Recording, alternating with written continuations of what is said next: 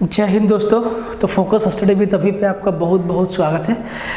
तो आज हम लोग फिर से देखेंगे मैथ का प्रैक्टिस सीरीज, और रीजनिंग भी आपको मिल ही रहा है, वो भी मिलेगा। मैथ मिल ही रहा है, रीजनिंग मिल ही रहा है, कंप्यूटर का आपको टेस्ट अपलोड हो रहा है, मैथ का भी टेस्ट आपका अपलोड हो रहा है, जनरल साइंस का कंटेंट आपको मिल ही रहा है। धीरे धीरे करके आपको कोशिश किया जाएगा कि मैक्सिमम से मैक्सिमम चीज़ें यहाँ पे दी जाए, जिससे आप ना स्कोर कर पाए। देखिए, हम लोग जिस तरीक़े से पढ़ा रहे हैं ना, कि जैसे तैसे एक भीड़ में बिठा के हम लोग नहीं पढ़ा रहे। कोशिश यही है कि बिल्कुल सेलेक्टेड चीज़ें आपको दी जाए, बिल्कुल सेलेक्टेड कंटेंट, जिनकी संभावना ज़्यादा से ज़्यादा है कि एग्ज़ाम में वो आ जाए, ज़्यादा से ज़्यादा। वैसे आपको पढ़ाई जा रही है सारी की सारी चीज़ें, जैसे कि मैथ्स मैंने आपको पूरा बताया कंप्लीट। अभी जो आपका नंबर सिस्टम बचा है वो भी आपका ऑलमोस्ट ख़त्म होने वाला है, ठीक है। तो वहाँ पे मैंने आपको मैथ्स पूरा पढ़ा है, लेकिन हम आपको जब यहाँ प्रैक्टिस करवा रहे हैं तो कोशिश कर रहे हैं कि उन्हीं चैप्टर से वेटेज दिया जाए जहाँ से एग्ज़ाम में सवाल बनता है या बनने की संभावना है, ठीक है। तो इसीलिए थोड़ा टारगेटेड होके पढ़िए और एग्ज़ाम ओरिएंटेड होके पढ़िएगा तो फ़ायदेमंद रहेगा, क्योंकि अब थोड़ा सा स्मार्ट स्टडी भी आपको करना होगा। कितना पढ़ना है, कितना छोड़ना है, ये बात बहुत ज़रूरी है, ठीक है। तो पूरा सेशन को एकदम शुरू से आखिरी तक देखिएगा। सेशन बिल्कुल तो शानदार रहता ही है हर बार की तरह, और इस बार भी शानदार ही रहेगा। एकदम आपको एक एक चीज़ पे फोकस करना है। अरे जो भी 40-45 मिनट में जो भी हम लोग सवाल कर लेते हैं, एक एक सवाल पे आपको फोकस करना है, कंसेप्ट को समझना है, एग्ज़ाम के अप्रोच को समझना है। बात समझ रहे ना। देखिए, तो जो आपका ऐप है फोकस स्टडी विद अभी, प्ले स्टोर पे आपको ये मिल जाता है। फोकस स्टडी विद अभी लिंक आपका डिस्क्रिप्शन में भी दिया हुआ है। इस पे जैसे ही जाएंगे आपको मैथ का complete course arithmetic plus advance दोनों बाइलिंगुअल है, आपको यहाँ पे मिल जाएगा सिर्फ और सिर्फ 299 रुपया में। और देखिए 299 में आपको और क्या मिलेगा, 299 में और क्या मिलेगा। जैसे ही आप मैथ में इनरोल होते हैं, आपको मैथ का टेस्ट सीरीज 20 सेट का ये टेस्ट सीरीज है विथ वीडियो सॉल्यूशन है इसका, ठीक है। इसमें आपको वीडियो सॉल्यूशन दिया जाता है, बाकायदा एक एक सवाल का डिस्कशन भी होता है, ठीक है। तो ये भी आपको मिल जाता है। आप चाहे तो सिर्फ मैथ का टेस्ट सीरीज भी परचेज कर सकते हैं 75 में। जनरल साइंस अभिषेक सर का देखिए 499 में कंप्लीट आपको जनरल साइंस पढ़ा रहे हैं अभिषेक सर। मैं physics, chemistry, bio, science and tech जो भी इसमें आ जाएगा, सब सारा का सारा अपडेटेड और एग्जाम ओरिएंटेड कंटेंट आपको यहाँ पे दिया जा रहा है। टारगेटेड रीजनिंग है, सिर्फ 199 का है। कंप्लीट रीजनिंग यहाँ पे आपको मिलेगा सिर्फ 199 में। एकदम टारगेट बैठा के कोशिश करना। देखिए, एक बात आप भी मानते हैं कि रीजनिंग कमोबेश सबका अच्छा होता है, ये बात आप मानते हैं, ठीक है। तो उसी में अगर हम टारगेटेड चीज़ों को सेलेक्ट करके थोड़ा सा ध्यान दें, ये टारगेटेड होता कैसे है, तो पीछे जो एग्ज़ाम्स हुआ है उसके ऊपर थोड़ा उसके क्वेश्चन बैंक को थोड़ा देखा जाता है कि भाई किस किस तरीके का क्वेश्चन पूछा गया है और किस किस तरीके का क्वेश्चन बन सकता है। यही तो होता है टारगेटेड। तो ये आपको सिर्फ 199 मिल जाता है। कंप्यूटर का लाजवाब टेस्ट सीरीज बिल्कुल फ्री है, आप जाके लगा सकते हैं, इनरोल कर सकते हैं इसमें। हाँ, इसमें आपको 1 रुपया देना होगा, RS 1 रुपीज़। ये क्यों देना होगा ये भी सुन लीजिए। जो ऐप है उसका रूल है कि भाई आप कोई भी चीज़ कंप्लीट फ्री नहीं दे सकते हैं, उसका कुछ ना कुछ कॉस्ट आपको देना पड़ेगा। तो भैया 1 रुपया आपको यहाँ पर देना पड़ेगा, ठीक है। कंप्लीट कोर्स आपका जो भी है, झारखंड में जितना तरीका का भी एग्ज़ाम होगा वन डे, सबके लिए, चाहे वो सचिवालय हो, चाहे वो उत्पाद सिपाही हो, चाहे वो पंचायत सचिव हो, चाहे वो दरोगा हो, हर एक एग्ज़ाम के लिए एकदम टारगेटेड कोर्स है। आप अभी से तैयारी में लग जाइए, पढ़ सकते हैं, एक एक चीज़ को समझ सकते हैं। वैसे एग्ज़ाम का तो फॉर्म आप लोग भर ही रहे होंगे।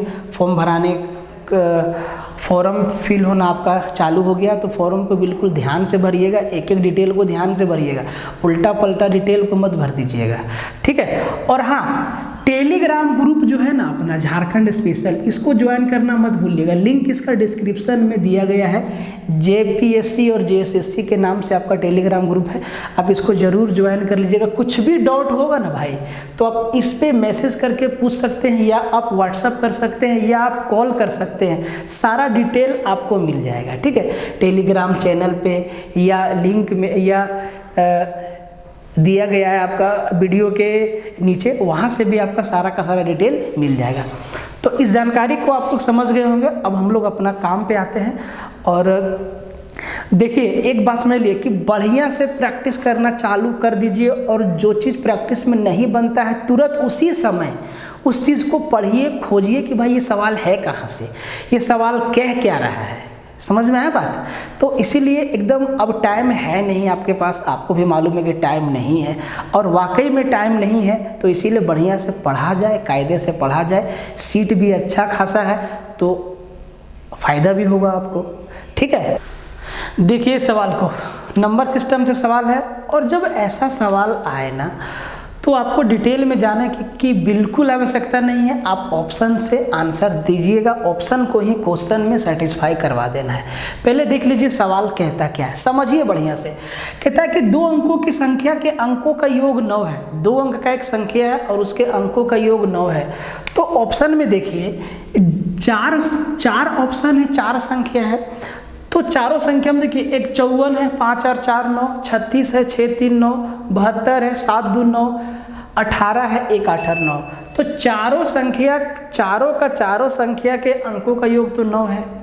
तो पहला स्टेटमेंट से हम ऑप्शन को चेक नहीं कर सकते। समझिएगा, समझा हुआ रहेगा ना तो एग्जाम में सवाल जल्दी बनेगा और दिमाग पे टेंशन भी नहीं आएगा, ठीक है। जैसे तैसे मैथ मत पढ़िए, समझदारी से पढ़िए मैथ को, और बढ़िया से पढ़िए। योग 9 है, साथ ही संख्या का 9 गुना अंकों के उल्टे क्रम से प्राप्त संख्या से 2 गुना है। अब देखिए कहता है कि संख्या का जब 9 गुना कर देते हैं तब जो नंबर मिलता है, और संख्या का अंक जब उलट देते हैं, जैसे कि 54 को 45 बना देंगे, 36 को 63 बना देंगे, 72 को 27 बना देंगे, 18 को 81 बना देंगे, तब कहता है कि जब संख्या का 9 गुना करते हैं ओरिजिनल संख्या का, और जब संख्या के अंकों को उलट देते हैं, तो संख्या के अंकों को जब उलट देते हैं ना तो उसका 2 गुना मिलता है संख्या को 9 से गुना करने पर। यही सवाल कह रहा है। तो देखिए इसके लिए आपको XY मानने की आवश्यकता नहीं है, X + 10Y मानने की आवश्यकता बिल्कुल नहीं है। अब देखिए ऑप्शन से इसको चेक करिए, ठीक है। अगर ये हमारा 54 है, लाल मार्कर भी हाथ में लेते हैं, काटते जाएंगे। अगर हमारा 54 है तो भैया 54 का 9 गुना से जो नंबर मिलेगा इसको उलट देंगे, वो 45 का 2 गुना होगा। तो भाई 45 का 2 गुना कितना? 90 होगा ना। 45 का 2 गुना 90 होगा। लेकिन जब 54 को 9 से मल्टीप्लाई करेंगे तो 90 का 2 गुना से बहुत ज़्यादा होगा। मतलब ये ऑप्शन मेरा कैंसिल हो गया। समझिएगा बात को। अब देखिए आते हैं 36 पे। तो जी 36 का जब 9 गुना करेंगे तो ये जो यहाँ पे जो नंबर मिलेगा हमको, इसके अंकों को जब पलट देंगे ये 63 का 2 गुना होना चाहिए। यही सवाल कह रहा है, 63 का 2 गुना। तो भाई 36 का 9 गुना 63 का 2 गुना कितना? 60 दूना 120 और 3 दूना 6, 126 होगा। तो क्या 63 का 9 गुना 126 होगा? 126 से ज़्यादा होगा ना। 63 का 9 गुना 126 से ज़्यादा होगा। मतलब ये भी मेरा गया। समझिएगा ध्यान से, हम आपको क्या बताना चाह रहे हैं, लोड दिमाग पे पड़ेगा नहीं, ठीक है। अब देखिए 72। अब सर अगर हम 72 को 9 से गुना कर दें, ठीक है, और फिर हम 72 के अंकों को उलट दें तो भाई 27 बनेगा। और 27 का 2 गुना कितना होगा? 54 होगा। क्या आप ये चीज़ नहीं मानते हैं कि 72 को 9 से मल्टीप्लाई करने पर 54 नहीं आएगा, ज़्यादा आएगा? मतलब ये भी नहीं होगा मेरा भाई। तो ऑटोमेटिक आंसर के पास आप पहुंच के आंसर क्या होगा? डी। अब इसको भी चेक करके हम आपको समझा देते हैं। देखिए चेक करके समझा देते हैं।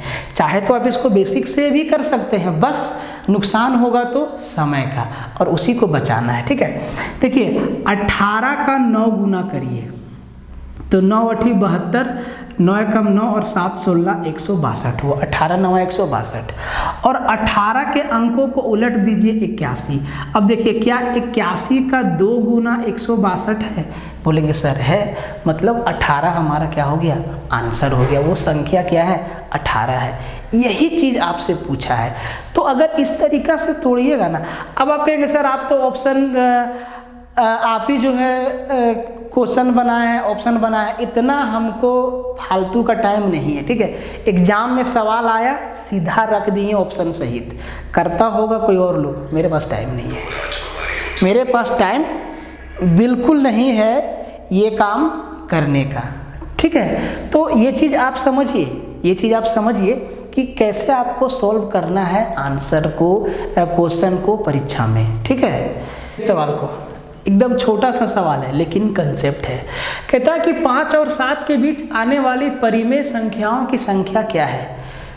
Find the number of rational numbers between 5 and 7। देखिए अब 5 और 7 के बीच कितना परिमेय संख्या आएगा। तो सबसे पहले आपको परिमेय संख्या का ज्ञान होना चाहिए। नंबर सिस्टम में आपको बताए हैं कि भैया परिमेय संख्या क्या है, परिमेय संख्या क्या है। ठीक है, कैसे उसको निकाला जाता है। देखो भाई बात को समझो, तो 5 और 7 के बीच कितना परिमेय संख्या, तो भाई परिमेय संख्या होता क्या है? तो अगर कोई भी संख्या को हम अंश और हर के रूप में लिख पाएँ, अंश और हर के रूप में लिख पाएँ, p बाय क्यू के रूप में लिख पाएँ या a बाय b के रूप में लिख पाएँ, तो वो संख्या क्या है, परिमेय संख्या है। अब आपसे पूछा है कि 5 और 7 के बीच कितना परिमेय संख्या है। ऑप्शन है 2, 0, 1, अनंत। अब आपको ऑप्शन में टिक करना है कि भैया कितना परिमेय संख्या है 5 और 7 के बीच।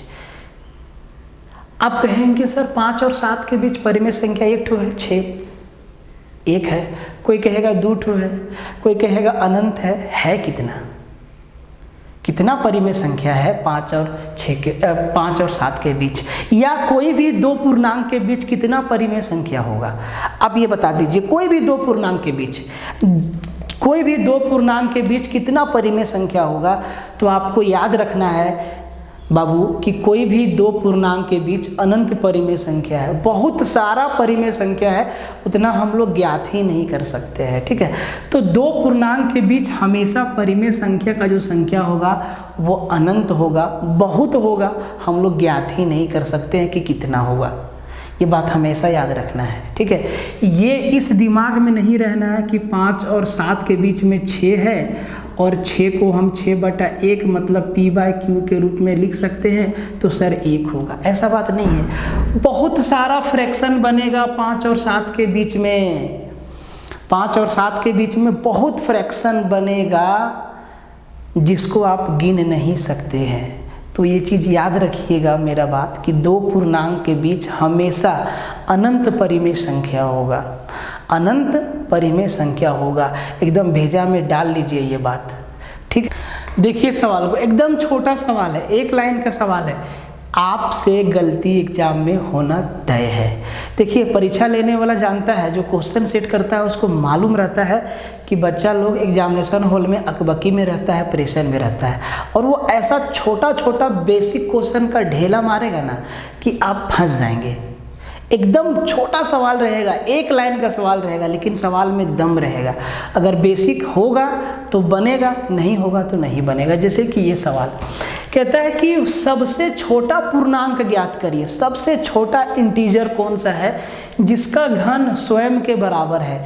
एक ऐसा इंटीजर है जिसका क्यूब करने पर उसी के बराबर आता है, तो वो छोटा से छोटा पूर्णांक कौन सा है? तो आप कहेंगे सर कि अगर हम 1 का क्यूब करेंगे तो 1 आएगा, 1 का क्यूब करेंगे तो 1 आएगा, और आप आंसर कर देंगे A और खुशी खुशी आगे बढ़ जाएंगे कि सर हम सही कर दिए। 1 का क्यूब क्या 1 होता है, तो आप कहेंगे सर सबसे छोटा इंटीजर 1 है जिसका क्यूब करो तो 1, अगर उसका पावर 4 लगा दो तो 1, पावर 5 लगा दो तो 1। क्यूब क्या सर, कुछ भी पावर लगा देंगे 1 ही आएगा। सही बात हम बोल रहे हैं कि नहीं? एक ऐसा संख्या है जिसका पावर कुछ भी कर देंगे 1 देगा। तो आप वही लॉजिक इसमें लगा देंगे कि सर एक ही वही सबसे छोटा संख्या है कि जिसका क्यूब करेंगे तो 1 आएगा, या स्क्वायर लगाएंगे तो 1 आएगा, या पावर 4 लगा देंगे तो 1 आएगा, या पावर 100 लगा देंगे तो 1 आएगा। मेरा बात को समझना। लेकिन आप भूल गए, आप कंसेप्ट को भूल गए, या तो कंसेप्ट को आपने पढ़ा नहीं, समझा नहीं ठीक से। देखिए क्या बोला है, सबसे छोटा पूर्णांक। तो क्या लगता है कि 1 सबसे छोटा है? 1 से छोटा और ऐसा कोई नंबर है जिसका क्यूब करने पे उसी के बराबर आएगा? तो जी हाँ, है नंबर। आप कहेंगे सर 0 है, 0 का क्यूब 0, तो ये भी आपका गलत हो जाएगा, ये भी आपका गलत हो जाएगा, क्योंकि 1 का क्यूब 1 होता है, हम मान लिए, बात सही है। 0 का क्यूब भी 0 होगा, ये बात भी सही है, ठीक है। 0 का पावर 1, 0 का पावर 2, 0 का पावर सब 0 होना है, ठीक है। लेकिन सबसे छोटा नहीं है। सबसे छोटा कौन है दादा? तो D है, -1।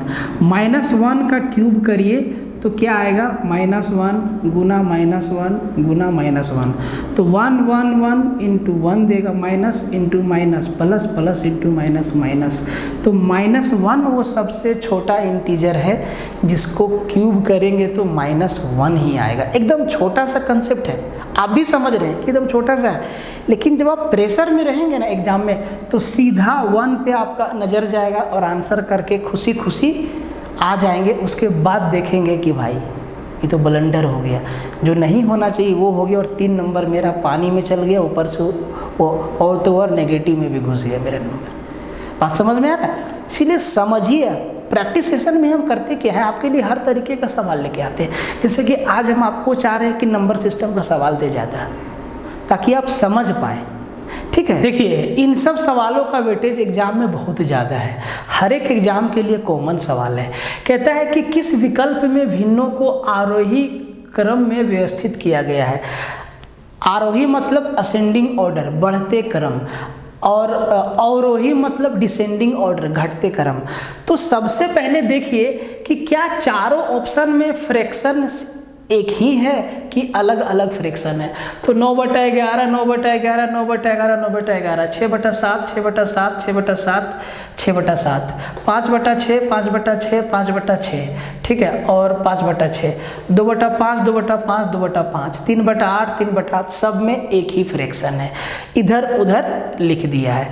तो कोई एक ऐसा ऑप्शन होगा जिसमें बढ़ते क्रम में लिखा होगा, तो आपको टेंशन नहीं लेना है। कोई भी ऑप्शन को आप उठाइए, जैसे कि हम पहला नंबर ऑप्शन में देखते हैं 9/11 है, तो अब हम 2 डिजिट तक भागा देंगे। देखिए अंश छोटा है, हर बड़ा है, मतलब पॉइंट लगेगा, पहले पॉइंट लगेगा। अंश छोटा है, हर बड़ा है, अंश छोटा है, हर बड़ा है, अंश छोटा है, हर बड़ा है, अंश छोटा है, हर बड़ा है, अंश छोटा है, हर बड़ा है।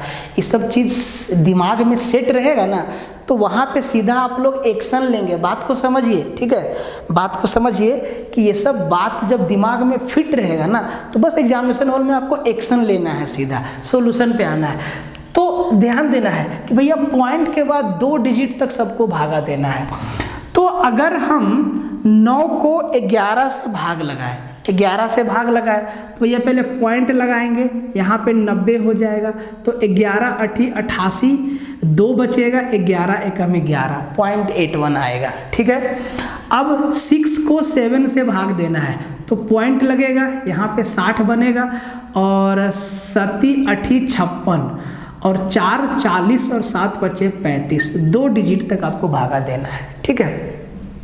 अब देखिए यहाँ पे 5 है और 6 से भाग देना है, तो पॉइंट लगेगा, 0 बैठाएंगे, 50 हो जाएगा, 6 8 48, 2 6 3 18, ठीक है, 2 डिजिट तक भागा देना है।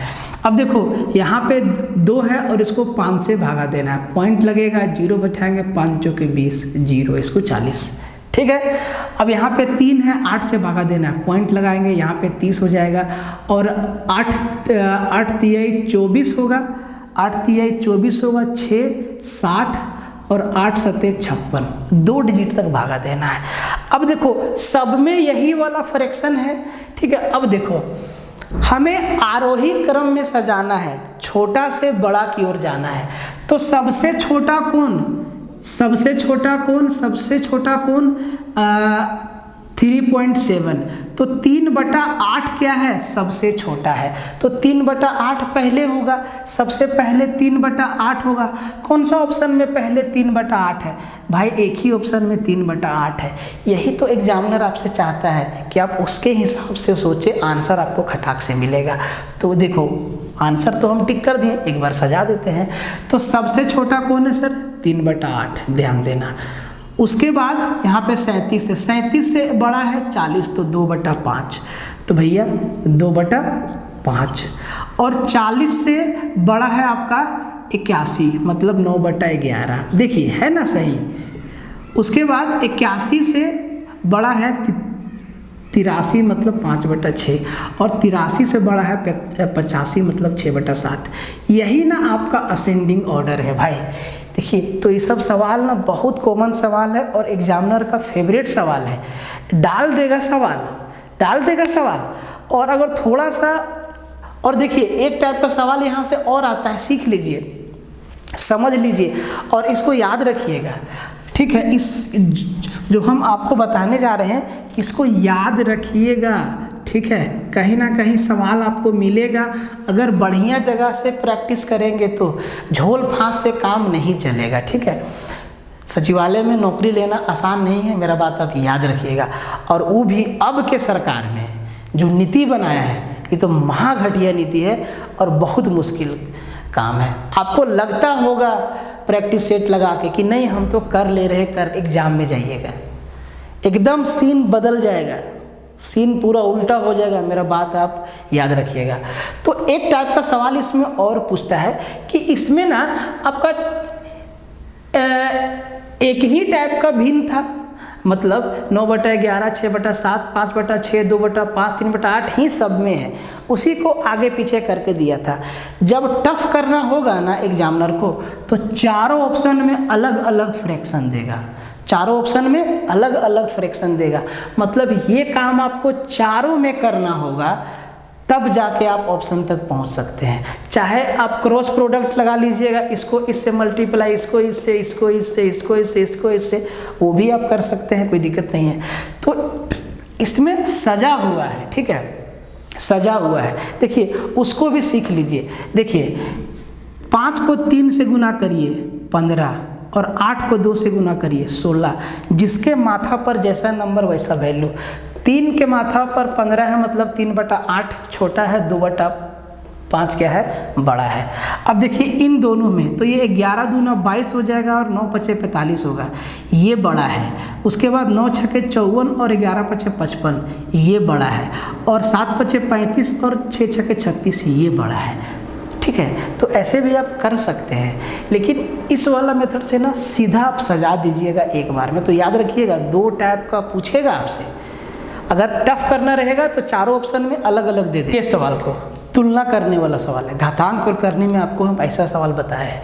कहता है कि यदि 3√5 - 5/3√5 + 5 बराबर a + b√5 है तो b का मान क्या है। b का वैल्यू आपसे पूछा है। देखो इसका तुलना इससे करना होगा, तो भाई a + b√5 को तो सॉल्व नहीं कर सकते हैं, किसको फोड़ना होगा, 3√5 - 5/3√5 + 5, इसी टर्म को, इसी इक्वेशन को सोल्व करना होगा, तब जाके इस फॉर्म में ये हमको दिखेगा। तो जब इसको तोड़ेंगे तो कैसे तोड़ेंगे, इसको रेशनलाइज करना होगा, परिमेयकरण करना होगा। परिमेयकरण करना होगा मतलब इसके ऊपर नीचे 3√5 - 5 से ऊपर नीचे मल्टीप्लाई करना होगा। और जब ऊपर नीचे 3√5 - 5 से मल्टीप्लाई करेंगे तो नीचे हमारा क्या बनता है, a² - b² बनता है। तो भाई नीचे देखो हम सीधा लिख रहे हैं, भाई समझना, हम सीधा लिख रहे हैं कि नीचे मेरा बनेगा a² - b², a² 3√5 का स्क्वायर, 3√5 का स्क्वायर, 3 का स्क्वायर 9, 9 पचे 45 बनेगा नीचे, माइनस 5 का स्क्वायर 25 बनेगा नीचे, और ऊपर क्या बनेगा हम उसको लिख दे रहे हैं, 3√5 - 5 का होल स्क्वायर बनेगा ऊपर, ठीक है, ये चीज़ बनेगा, ठीक है। अब इसको तोड़ना होगा, तो नीचे तो हमारा सीधा दिख रहा है कि भैया नीचे हमारा 20 होगा, 45 में 25 गया, 20 बचा। ऊपर a माइनस बी का होल स्क्वायर में तोड़ना होगा, तो सॉल्व करके लिखना हमेशा, ऐसा नहीं कि पूरा एक्सपेंड कर लेना उसके बाद, एक ही बार समझो। a स्क्वायर मतलब 3√5 का स्क्वायर कितना 45 होता है, प्लस b स्क्वायर 5 का स्क्वायर 25। भाई a माइनस बी का होल स्क्वायर क्या होता है दादा, a square plus b square minus 2ab। तो जब इन दोनों नंबर का स्क्वायर करेंगे तो भाई जोड़ देंगे, ठीक है। तो मतलब 45 और 25 कितना 70 आ जाएगा, 70 आ जाएगा, माइनस 2ab, तो 3 दूना 6, 6 25 30√5 यही आएगा। अब देखिए 70 माइनस 30√5 बट्टा 20 है। अगर हम ऊपर के सभी टर्म में और नीचे से हम 10 कॉमन ले लें, 10 कॉमन ले लें, मतलब सबसे मेरा 0 0 0 0 हट जाएगा, 0 0 हट जाएगा। या आप इसको ऐसे समझिए कि 70 को भी 10 से भागा दे दिए, 30√5 को भी 10 से भागा दे दिए और 20 को भी 10 से भागा दे दिए, तो हर जगह से 0 0 हट जाएगा। मतलब ये हमारा बच जाएगा, ये क्या बच जाएगा वो हम आपको दिखा रहे हैं, 0 हट जाएगा, 0 हट जाएगा, 0 हट जाएगा, ये मेरा बच जाएगा 7 माइनस 3√5 बट्टा 2। अब इसके एलसीएम को तोड़ देते हैं, तो ये क्या हो जाएगा 7 बट्टा 2 माइनस 3√5/2, यही ना होगा। और इसी के बराबर दिया हुआ है a प्लस, अच्छा सॉरी यहाँ पे माइनस है, अच्छा प्लस है ना, प्लस है a प्लस b√5, ये दिया हुआ है। अब देखो यहाँ पे है a प्लस b√5, तो अगर हम यहाँ माइनस को ऐसे छिपा दे, यहाँ पे प्लस दे के माइनस को ऐसे छिपा दे, कोई दिक्कत? देखो समझो बात को, 7/2 प्लस माइनस 3/2 इंटू √5। अब देखो, अब दोनों साइड को तुलना करो एक बार, समझो मेरा बात को, समझो बात को। तो भैया a के जगह पे क्या है 7/2 और b के जगह पे क्या है माइनस 3/2 और √5 के जगह क्या है √5 है, तो b का वैल्यू क्या होगा माइनस 3/2। ये चीज़ समझना होगा, सावधानी से आंसर करना होगा, ठीक है।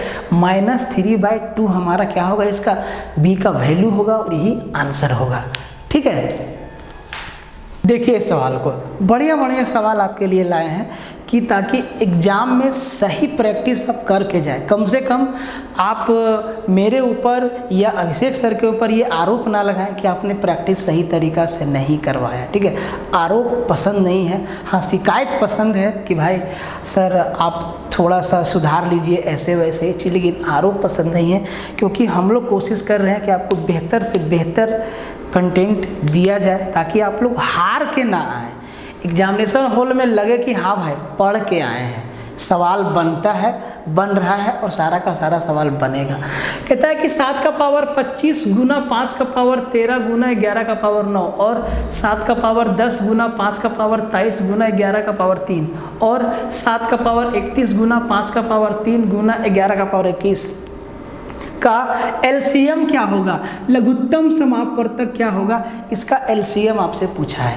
बेहद ही आसान है, आपको 3 ही नंबर दिख रहा है, तीनों का तीनों प्राइम नंबर है, 7 है 5 है 11 है, 7 है 5 है 11 है, 7 है 5 है 11 है, और तीनों के घात में अलग अलग संख्याएं दी गई है, ठीक है। और इसका पूछा है एलसीएम, तो सीख लीजिए, क्या सीख लीजिए, क्या बोले भाई सीख लीजिए, क्या सीख लीजिए, तो प्राइम फैक्टर का एलसीएम कैसे निकालते हैं इस टाइप के सवालों का। तो देखो आपको ना 3 नंबर दिख रहा है, या तो 7 है और 5 है और 11 है, 7 है 5 है और 11 है, और फिर इनके पावर में कुछ ना कुछ अलग अलग संख्याएं दी गई है। तो सबका मैक्सिमम पावर को लेना है एलसीएम के लिए। जैसे कि 7 के लिए, तो 7 का मैक्सिमम पावर, यहाँ 7 का पावर 25 है, यहाँ 10 है, यहाँ 31 है, मैक्सिमम क्या है 31 है, तो 7 का पावर क्या लेंगे 31 लेंगे, ठीक है। अब 5 है, 5 का मैक्सिमम पावर क्या है 13 है, 23 है और 3 है, तो 23 हमारा मैक्सिमम है, एकदम आसान है, याद रखिएगा, ठीक है।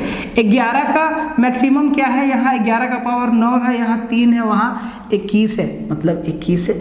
यही क्या हो गया, इन तीनों का एलसीएम हो गया, इन तीनों का एलसीएम हो गया। इसी प्राइम फैक्टर का अगर HCF पूछता, महत्तम समापवर्तक पूछता, तो वो भी याद रखिएगा। LCM में क्या लिए? अधिकतम घात। HCF में क्या लेंगे? न्यूनतम घात। बताएंगे आपको, वहाँ से भी सवाल आपको देंगे। तो यहाँ पे आप LCM वाला सीख लीजिए कि भैया अधिकतम घात लेना है। अब देखिए कौन से ऑप्शन में ये वाला ऑप्शन है। तो 7 का पावर 31, 7 का पावर 31, 7 का पावर 31, 5 का पावर 23, 5 का पावर 23, 5 का पावर 23 ये है, ठीक है। और 11 का पावर 21 ये देखिए। C नंबर ऑप्शन हमारा क्या होगा? आंसर होगा। सावधानी से आंसर देना, एकदम आसान सवाल है, सीख लो भैया, सीख लो। अगर एग्जाम में आएगा तो आप आंसर फटाक से कर दोगे जब तक लोग देखते रहेगा। देखिए इस सवाल को देखिए, कहता है कि 1.08, 0.36 और 0.9 का GCD ज्ञात करिए। टर्म GCD, सबसे पहले इसी को समझिए। छोटा सवाल है, देखो कई बार छोटे छोटे सवाल एग्जाम में आ जाते हैं, तो आज का सेशन उन्हीं पे बेस्ड है। आपको समझना चाहिए, ये छोटे सवाल है लेकिन कंसेप्ट वाले हैं, ठीक है। तो भाई सबसे पहले जानो GCD है क्या। तो भाई GCD को कहते हैं ग्रेटेस्ट कॉमन डिवीजर, और इसी को HCF भी कहते हैं, इसी को HCF भी कहते हैं। ग्रेटेस्ट कॉमन डिवीजर या हाईएस्ट कॉमन फैक्टर दोनों क्या है? एक ही है। GCD और HCF क्या है? एक ही है। तो भाई आपको 1.08, 0.36 और 0.9 का GCD ज्ञात करें। बहुत लोग बोलेंगे सर क्या आसान आसान सवाल दे रहे हैं। भाई यही आसान आसान सवाल में ना एग्जाम में आप कई बार गलत करके आ जाते हो, ये बात मानते हो कि नहीं? तो मेरा काम है कंसेप्ट बताना, इसीलिए मेरे तरीका से प्रैक्टिस करो, सब कुछ ठीक होगा। अब देखो, अब इनका HCF ज्ञात करना है या GCD ज्ञात करना है, तो सबसे पहले ये जो पॉइंट में है ना, इसको फ्रैक्शन में चेंज कर लो। तो 1.08 को 108/100 लिख दे, बोलेंगे सर बिल्कुल लिख दीजिए। 0.36 को 36/100 लिख दे, बोले सर बिल्कुल लिख दे। और 0.9 को 90/100 लिख दे, बोले सर बिल्कुल लिख दीजिए। कोई दिक्कत नहीं। अब इसी का आपको HCF ज्ञात करना है। क्या ज्ञात करना है? GCD या HCF। तो समझिए बात को, इसका GCD क्या होगा? GCD ही लिख देते हैं। अब देखो 36, 90 और 108 में 108 के लिए वो बड़ा से बड़ा नंबर क्या है जो इनको काटेगा? बड़ा से बड़ा, छोटा से छोटा नहीं। अब देखो 108, 36 और 90 को 1 भी काट देगा, 2 भी काट देगा, अच्छा 3 भी काट देगा, अच्छा 4 नहीं, 5 नहीं, 6, 9 भी इसको काट देगा। तो HCF या GCD में क्या देखते हैं? ग्रेटेस्ट कॉमन डिवीजर, बड़ा से बड़ा नंबर। तो भाई 90, 36 और 18 को काटने के लिए बड़ा से बड़ा, तीनों को एक साथ काटने के लिए बड़ा से बड़ा नंबर कौन सा है? 18 है। 18 × 90, 18 दूना 36 और 18 छक्के 108। अब 18 से बड़ा कोई ऐसा नंबर नहीं है जो इन तीनों को एक साथ काट दे। इसीलिए HCF लिमिटेड, HCF का लिमिट होता है और LCM अनलिमिटेड होता है। ये बात समझ गए ना? LCM अनलिमिटेड होता है, HCF का लिमिट होता है या GCD का लिमिट होता है। तो जब एक बात और सीख लीजिए, जब आपको फ्रैक्शन का HCF निकालना हो तो ऊपर नंबर का निकालेंगे HCF। फ्रैक्शन का अगर HCF निकालना हो या GCD निकालना हो तो जो ऊपर है 108, 36, 90 इनका HCF लेंगे। कितना आया मेरे भाई? 18 आया। और नीचे वाला का LCM ले लेना, 100 का LCM कितना? 100 आ गया, ठीक है। यही हो गया 108/100, 36/100 और 90/100 का GCD 18/100। लेकिन ये तो आपका पॉइंट में दिया है, तो पॉइंट में पूछा है तो आंसर भी पॉइंट में देंगे। तो 18/100 को हम क्या लिख सकते हैं? 0.18 आपका क्या हो जाएगा? GCD आंसर हो गया। छोटा सवाल था भाई, लेकिन बनाना आना चाहिए आपको, ठीक है। सवाल को छोटा सा सवाल है, कहता है कि x का power m into n minus p into x का power n into p minus m into x का power p into m minus n into ये 4√625 माइनस √25 का मान क्या होगा? अब इसको सोल्व करना होगा मेरे भाई। आसान सवाल है, नज़र होना चाहिए देखने के लिए, नज़र होना चाहिए देखने के लिए। ऐसा ऐसा सवाल एग्जाम में एग्जामिनर सेट करता है। क्यों सेट करता है? ताकि आपको लपेट सके बढ़िया से, ठीक है। जो नज़रबाज है ना वो ऐसे आंसर करेगा 0। बोले कैसे सर? वो इस पे ध्यान नहीं देगा, ऑप्शन पे ध्यान देगा, ठीक है, और यहाँ पे नज़र दौड़ाएगा। यहाँ पे क्या है? यहाँ पे क्या है? 625 है और इसका मूल क्या है? 4 है, माइनस रूट अंडर क्या है? 25 है। तो भाई 625 का 4 बराबर टुकड़ा 5 गुना 5 गुना 5 गुना 5, तो भैया यहाँ से एक 5 बाहर आएगा, माइनस रूट 25 मतलब 5, और 5 से 5 कट गया, क्या आ गया? 0। जब ये टर्म हमारा 0 आ गया और 0 से किसी भी नंबर को मल्टीप्लाई करेंगे क्या आएगा? 0 आएगा, और आंसर हमारा क्या हो जाएगा? सीधा 0 हो जाएगा। तो नज़र भी आपको तेज रखना है, ठीक है, नज़र भी तेज रखना है। अगर डिजिटल बोर्ड होता तो हम सवाल को और अच्छे से रिप्रेजेंट करते, लाल पीला हरा करके, कम से कम 2-4 हज़ार व्यू के लिए स्ट्रगल करना नहीं होता है। आप लोग को बोल के थक गए भाई शेयर मार दो, शेयर मार दो, शेयर मार दो, शेयर मार दो, थोड़ा रीच बढ़ेगा, थोड़ा चैनल बढ़ेगा, तो हम लोगों को सपोर्ट मिलेगा और हम लोग बेहतर काम कर पाएंगे, ठीक है। डिजिटल बोर्ड पे थोड़ा सा, डिजिटल बोर्ड क्या है, वो थोड़ा टेक्निकली स्ट्रॉन्ग है, फैशनेबल है, ट्रेंड में है, तो भाई उसके पीछे लोग ज़्यादा भागते हैं, और भागना भी चाहिए समय के हिसाब से। लेकिन हम आपको यहीं पे कोशिश कर रहे हैं, जो साधन मेरे पास है हम यहीं पे कोशिश कर रहे हैं कि आपको बेहतर से बेहतर कंटेंट दे सकें, आपको हम समझा सकें चीज़ों को बढ़िया अच्छा से अच्छा तरीका से हम आपको समझा सकें, ठीक है। तो ये सवाल कितना आसान था। हाँ, देखने में सवाल मुश्किल था, देखने में, लेकिन सवाल एकदम आसान था, सवाल में दम बिल्कुल नहीं था, ठीक है। देखिए इस सवाल को देखिए, एकदम मस्त वाला सवाल है, समय ले लेगा आपका एग्जाम में।